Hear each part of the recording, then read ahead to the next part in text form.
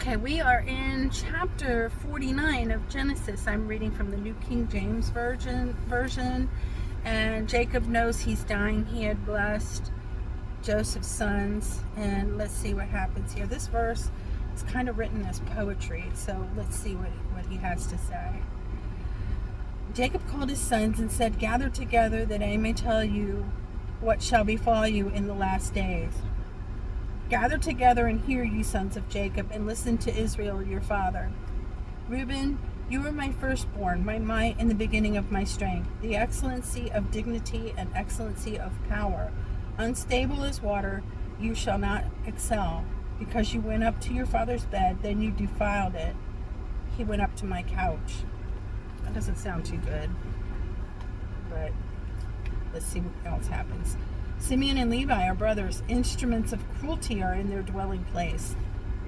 Let not my soul enter their council. Let not my honor be united to their assembly. For in anger they slew a man, and in their self-will they hamstrung an ox. Cursed be their anger, for it is fierce, and their wrath, for it is cruel. I will divide them in Jacob and scatter them in Israel.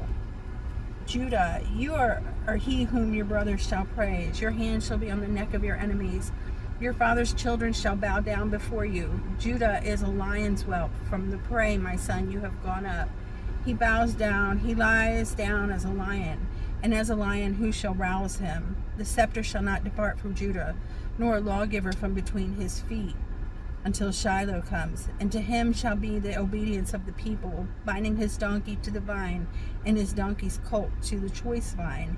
He washed his garments in wine, and his clothes in the blood of grapes. His eyes are darker than wine, and his teeth whiter than milk. Zebulun shall dwell by the haven of the sea. He shall become a haven for ships, and his borders shall adjoin Sidon. Issachar is a strong donkey, lying down between two burdens. He saw that rest was good, and that the land was pleasant. He bowed his shoulder to wear a burden, and became a band of slaves. Dan shall judge his people as one of the tribes of Israel. Dan shall be a serpent by the way, a viper by the path, that bites the horse's heels so that its rider shall fall backward. I have waited for your salvation, O Lord. Gad, a troop shall trample upon him, but he shall triumph at last. Bread from Asher shall be rich, and shall yield royal dainties. Naphtali is a deer let loose. He uses beautiful words. Joseph is a fruitful bough by a well. His branches run over the wall. The archers have bitterly grieved him, and shot at him, and hated him. But his bow remained in strength, and the arms of his hand were made strong by the hands of the mighty God of Jacob. From there is the shepherd, the stone of Israel. By God of your father, who will help you, and by the Almighty, who will bless you with blessings of heaven above, blessings of the deep that lie beneath, blessings of the beasts of the womb. The blessings of your father have excelled the blessings of my ancestors. Up to the utmost bounds of the everlasting hills, they shall be on the head of Joseph, and on the crown of the head of him who was separate from his brothers. Benjamin is a ravenous wolf. In the morning he shall devour the prey, and at night he shall divide the spoil.